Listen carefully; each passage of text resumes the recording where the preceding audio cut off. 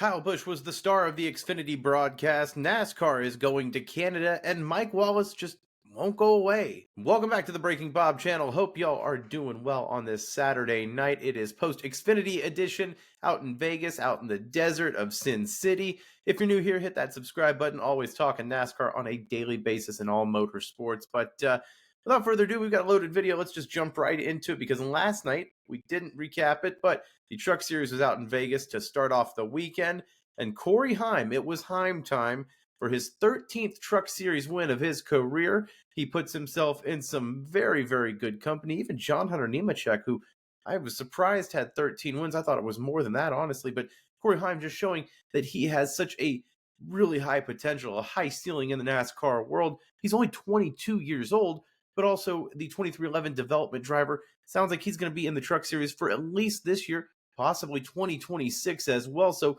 we'll get used to it on Friday nights. Corey Heim is going to be doing that Heim time celebration on the checkered flag, victory lane, wherever they're going to do these interviews for the foreseeable future. And as for that truck race last night, rain delay, rain delay, rain delay. It felt like the broadcast was begging for him to call it. They were ready to hit the craps tables.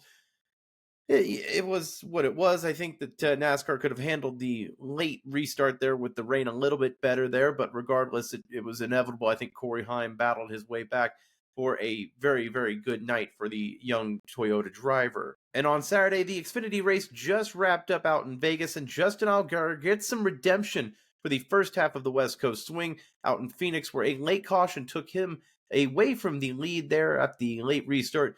And Eric Almirola found himself in victory lane on a controversial ending with Alex Bowman. But alas, this weekend, there was no caution. And Almirola was not able to run down Allgaier, who was able to finally get into victory lane for the first time in 2025. Fairly straightforward race, but I think the main story today for all fans was that Kyle Busch on the CW broadcast, Parker Kligerman out in Sebring in the 12 hours of Sebring endurance race there. And Kyle Busch was the one that was filling in at his home track out in Las Vegas.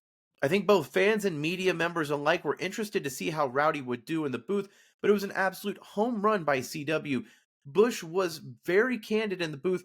He brought a lot of knowledge, but also he was very easily explaining the way the car was driving to fans, what drivers were feeling. It was just a very natural transition to the booth for Kyle Busch, who, again, like I said, people were kind of interested to see how he would do. I think that he passed it with flying colors. Now, again, he's talked about it for the last few years, potentially jumping into the media side. This was the first time, I believe, that he's done a broadcast role. I know he's done some media stuff with NASCAR on their news videos, but this is the first time he's done a live broadcast, I believe. You'll have to fact check me, please, in the comments below, but I thought it was a natural transition. I thought he was the main story. Otherwise, the Xfinity race was just straightforward for overall today. Justin Allgaier, a deserved winner. I think he and Eric Almirola both had very good cars, both splitting stage wins. But overall, Kyle Busch in the broadcast booth. Hope we see him more and more in the future on the broadcast, whether it's for the Truck Series, in the Xfinity side, just multiple opportunities, I think, for him to grow his media career. Because, again, the clock is ticking for Rowdy. He's not getting any younger here. He's got to look at post-NASCAR plans. I know he's going to be on the driver ownership side with his son, Brexton. But this is another avenue that he could follow someone like Kevin Harvick, like Dale Jr., like Clint Bowyer on the media side. Think for fans, we need someone like Kyle Busch, Kevin Harvick, these recognizable names to stay in the sport. You'll get Dale Jr.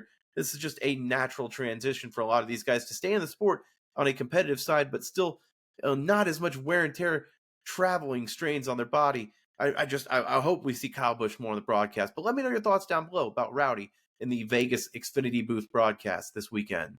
All right, I teased it at the beginning of the video for our Canada friends up north. It sounds like you're going to be getting some NASCAR action your way, and I'm not talking the NASCAR Pinty Series, the Canadian Series. No, you're getting the real thing. Journal de Quebec is reporting, and now it is in French. I won't make it translated over here at Breaking Bob. We've got our own French correspondent for that.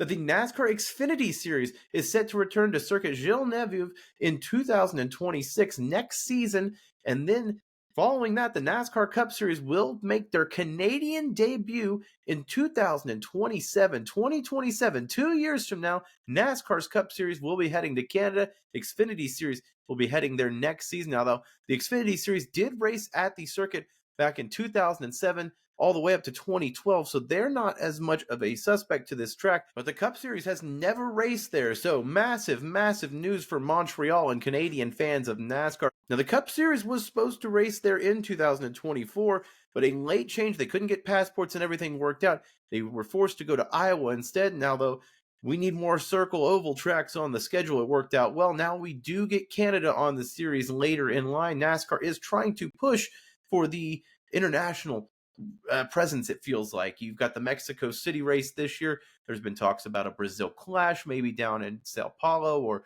at Interlagos potentially. They've even had talks with Saudi Arabia for some events. So NASCAR has definitely had international events on the horizon, but Canada has been one that it feels like has been a slam dunk no-brainer. They've had Canadian Tire Park with the Truck Series and Xfinity Series as recently as a few years ago. Now, Circuit Villeneuve will be on the Xfinity schedule, it sounds like, in 2026, and the Cup Series in 2027. Let me know your thoughts down below about NASCAR heading up north to Canada.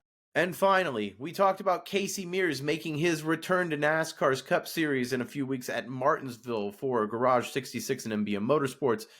Originally, that drive in the Daytona 500 was supposed to go to Mike Wallace. Now, he got a little ahead of himself and said he was going to race. NASCAR hadn't approved him. They did deny him his Daytona 500 attempt entry. Said you can race anywhere else. Smaller oval track. We'll see what it works. Mike Wallace says, no, you're not letting me race Daytona 500. I'm taking my ball and going home. It's Daytona 500 or bust. Well, when Casey Mears was announced as the Garage 66 driver, Mike Wallace naturally had some comments for that. Quote, wow, apparently 5 years for one person is different than someone else's 5 years, and someone with no experience guaranteed in the Daytona 500 is the new exception. Come on, NASCAR, decide what is really the change on the fly eligibility rules are. A guy with 804 NASCAR National Series races and 11 Daytona 500s doesn't have enough experience to race today's cars, but others do. Elton Sawyer and Chad Little explained to all of us. Definitely gives off a little bit of conspiracy vibes here, but Casey Mears sounds like pestered by fans about this as well. He responded to a fan talking about Mike Wallace. Quote, so the standard is to run a 1.5 mile track or under first. I wasn't approved for Daytona or Talladega either. After running Martinsville, I should be approved to run super speedways again. Apples to apples. Bummer for Mike, but we are in the same boat. Not only the same boat, the same car, the same team. Garage 66 for MBM Motorsports. So again, for Mike Wallace, he wanted to either have the Daytona 500 or nothing. Casey Mears, he said, I would want to race super speedways as well, but I understand there's steps to the process. I'm going to take these steps. I'm going to race at Martinsville, a shorter track with less speeds. There's less chance for a bigger crash there, so I'm going to be able to slowly work my way back to this 500 starts for NASCAR. There's going to be super speedway attempts for Casey Mears down the line, but he's not starting with that. Mike Wallace wanted to jump right in with the Daytona 500. That's just not realistic in today's world. It's simply a safety thing, and it's not the same thing either with Catherine Legg at Phoenix last weekend, although everyone was wanting to compare. Well, Mike Wallace would have done that. He would have done that. Catherine Legg didn't deserve to be out there. Catherine Legg has an extensive career resume as well. She deserved to be out there. Now, if anyone has to be upset, it's Daniel Suarez, and he said he wasn't upset with Catherine Legg. He was upset with NASCAR and their approval process, and now I do agree with Suarez. You could definitely make a more stern approval process. I'm all for reevaluating this process. You can't just throw someone out there at the top level. You don't see that in any other sport. But you can't be questioning someone like Catherine Legg's eligibility and saying, oh, well, Mike Wallace would have been better. Casey Mears understands the process. He's not whining about not being a Daytona 500 racer this year. He says, oh, well, I'm going to go race Martinsville and work my way to those 500 starts. So maybe I'm just a little annoyed at hearing Mike Wallace complain about this enough, but again, let me know your thoughts down below. Mike Wallace, Casey Mears, and their whole thing with the NASCAR eligibility. You've got NASCAR returning to Canada and the Xfinity and Truck Series races at Vegas this weekend. Allgaier and Corey Heim winning this weekend. You got Michael McDowell on the pole tomorrow for the Cup Series at Vegas. Make sure to like this video if you like what you saw here at Breaking Pop. Subscribe to the channel for more NASCAR and motorsports content. And I'll see you post-race tomorrow after the NASCAR Cup Series is at Las Vegas. Stay tuned for more, folks. I'll see you soon. Thanks for watching.